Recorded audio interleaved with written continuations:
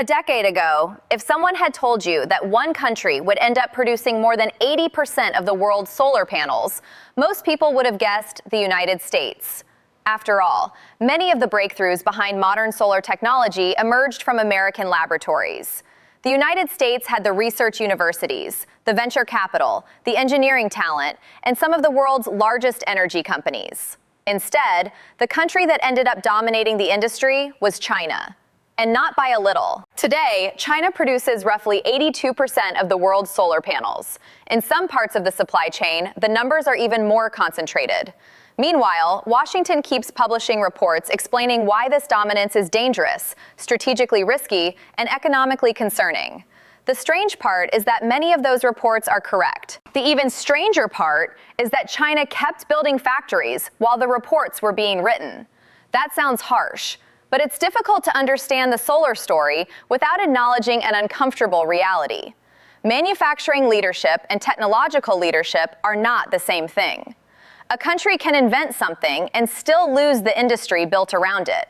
History is full of examples.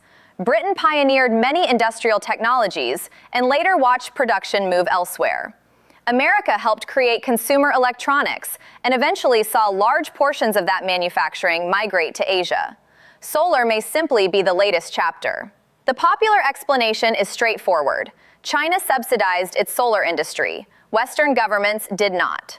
There is truth in that. Beginning in the late 2000s, Chinese provincial governments, state-owned banks, and national industrial planners poured enormous resources into solar manufacturing.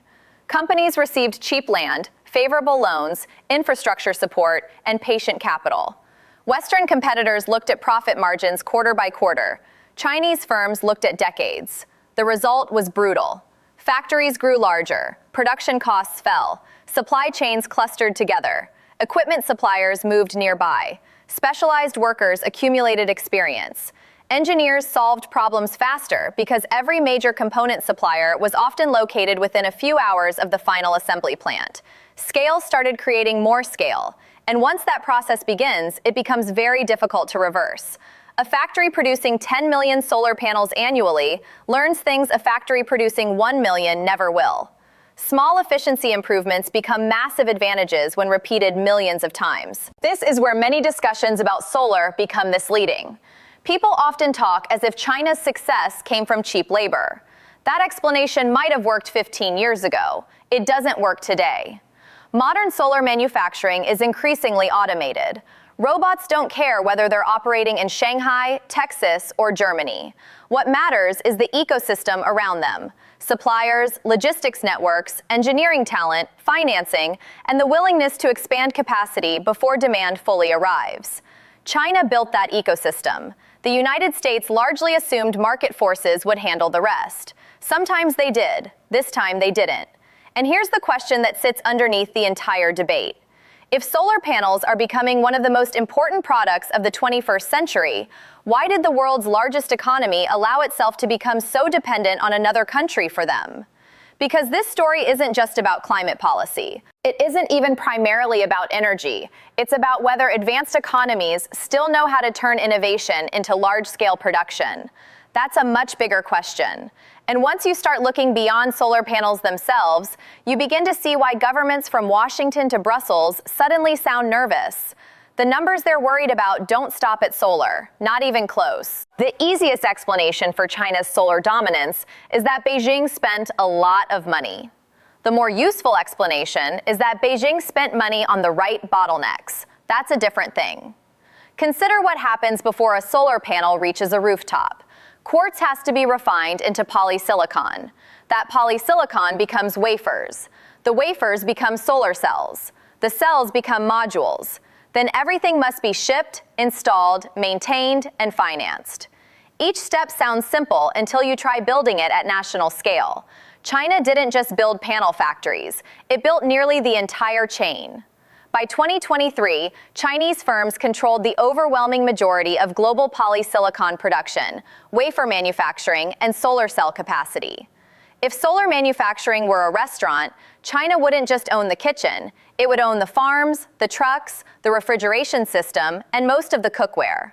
That matters because supply chains reward concentration. A wafer producer located 20 kilometers from a cell manufacturer can move products faster, share engineers, solve technical problems quickly, and cut transportation costs. A producer separated by oceans cannot. This sounds obvious, yet for years, many Western governments behaved as though supply chains were interchangeable pieces that could be relocated whenever necessary. COVID exposed how fragile that assumption was.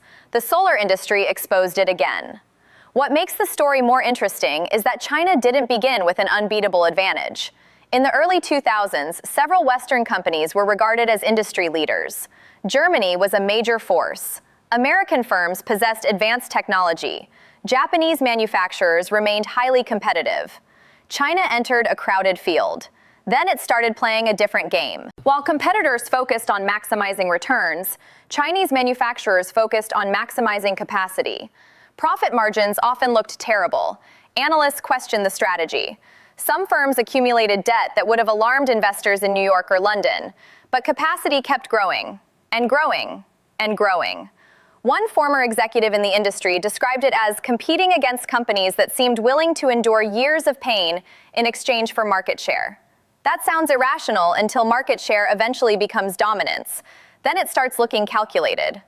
There was another factor that receives less attention: engineers. Lots of them. Every year, China graduates hundreds of thousands of engineers and technical specialists. Not all work in solar, obviously. But when a nation decides to expand a manufacturing sector rapidly, having a deep technical workforce becomes a force multiplier. Machines can be purchased. Factories can be financed. Finding experienced people who know how to improve yields by 0.5% across millions of units is harder. Those small improvements are where industries are won. Remember the question from earlier? Does the West still know how to convert invention into production? A case from the United States helps explain why that question keeps resurfacing. Over the past 2 decades, America produced extraordinary innovations: software platforms, artificial intelligence breakthroughs, biotechnology advances. Venture capital became exceptionally good at identifying ideas. Yet many physical industries followed a different trajectory. Production moved abroad. Supply chains stretched across continents. Efficiency increased, at least on paper. Consumers enjoyed lower prices. Investors enjoyed stronger returns. Everyone seemed satisfied. Until dependence became visible. The irony is difficult to ignore. For years, policymakers praised globalization because it reduced costs. Today, many of those same policymakers are funding programs designed to rebuild industries that globalization helped relocate. History has a sense of humor, a dry one. None of this means China's model is perfect. Far from it. Excess capacity has become a serious issue. Some manufacturers are producing more panels than the market can immediately absorb. Competition inside China has become fierce enough to crush profits. That's important because it introduces a complication. The country that dominates solar manufacturing may have become too good at manufacturing solar panels. And that creates consequences nobody anticipated when this race began. Consequences that are already reshaping global energy markets in ways few people expected. The assumption behind much of the Western discussion is that China's dominance creates a problem. The reality is more complicated. For many countries, China's solar dominance has also created an opportunity. That's the reversal. Remember those giant factories we talked about? The ones producing more panels than the market could immediately absorb? They didn't stop expanding. As competition intensified, prices collapsed. In some cases, solar panel prices fell so dramatically that energy planners around the world had to rewrite their assumptions about what was economically possible. Projects that made no financial sense 5 years earlier suddenly became viable. Countries with limited energy resources suddenly had options. A solar panel doesn't care whether it's installed in California, Saudi Arabia, Pakistan, Brazil, or Kenya. It just generates electricity. And increasingly, it generates electricity at prices that would have seemed absurd a decade ago. This is where the story becomes difficult for policymakers. The same dominance that creates strategic dependence also helps accelerate the global energy transition. Those two things can be true simultaneously. Washington sees a national security risk. A developing country struggling with electricity shortages sees affordable infrastructure. Neither perspective is irrational. They're simply solving different problems. Take Pakistan as an example. Over the past few years, imports of Chinese solar panels have surged across the country. Not because of geopolitics, not because of ideology, because electricity is expensive. When households and businesses find a cheaper source of power, they tend to care less about great power competition and more about their monthly bills. That's the ordinary people part of this story. Most consumers aren't debating industrial policy. They're trying to reduce costs. A factory owner wants lower energy expenses. A homeowner wants a smaller utility bill. A government wants economic growth without constant power shortages. Cheap solar helps with all three. Yet the strategic concerns remain real. Imagine if one country produced 80% of the world's commercial aircraft, or 80% of advanced semiconductors, or 80% of pharmaceuticals. At some point, concentration itself becomes a vulnerability. Not because the producer intends harm, because accidents happen, trade disputes happen, political tensions happen, supply disruptions happen. Even a friendly supplier can become a risk when alternatives barely exist. That is why the United States launched the Inflation Reduction Act in 2022. That is why Europe introduced its net zero industry initiatives. That is why India is investing heavily in domestic manufacturing incentives. The goal isn't merely producing more solar panels. The goal is rebuilding industrial capacity. There is a subtle difference. One is about a product, the other is about a capability. And capabilities tend to matter long after individual products change. Here's the part that receives less attention. Even if America successfully builds more solar factories, catching China won't be easy. Building a factory is relatively straightforward. Recreating an ecosystem built over 20 years is not. Supply chains possess memory, skills accumulate, relationships compound. Knowledge spreads through thousands of engineers solving thousands of tiny problems every day. You cannot import that overnight. There is another complication. Artificial intelligence, advanced batteries, electric vehicles, power electronics, and solar panels increasingly overlap within the same industrial ecosystem. The country that excels in one area often gains advantages in the others. That's why this debate keeps expanding beyond renewable energy. People start by discussing solar panels. They end up discussing the future of manufacturing itself. And when you zoom out far enough, a strange picture emerges. The solar race was never simply about generating clean electricity. It became a global test of whether modern economies still possess the patience required to build physical industries. Some countries optimize for quarterly earnings. Others optimize for production capacity. One strategy produced impressive financial returns. The other produced factories. Today, the consequences of those choices are visible from space, literally, and they raise an uncomfortable question we'll need to answer before this story ends. If China won the solar race by mastering scale, what happens when the next industrial race arrives? Because it already has. 40 years from now, historians may look back at the solar industry and conclude that the most important story wasn't renewable energy.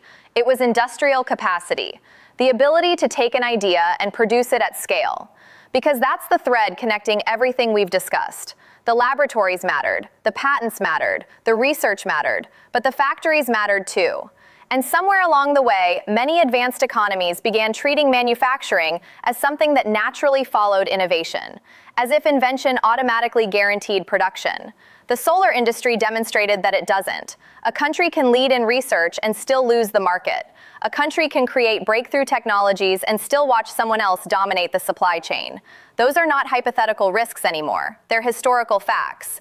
That doesn't mean the United States is doomed to permanent dependence. Far from it. American industry has reinvented itself before. The semiconductor sector offers a recent example. The CHIPS Act reflects a recognition that certain capabilities are too important to outsource entirely. Similar thinking is beginning to influence energy policy, battery manufacturing, and critical minerals. The question is whether these efforts began early enough. I'm not sure anyone knows, and anyone claiming certainty is probably selling something.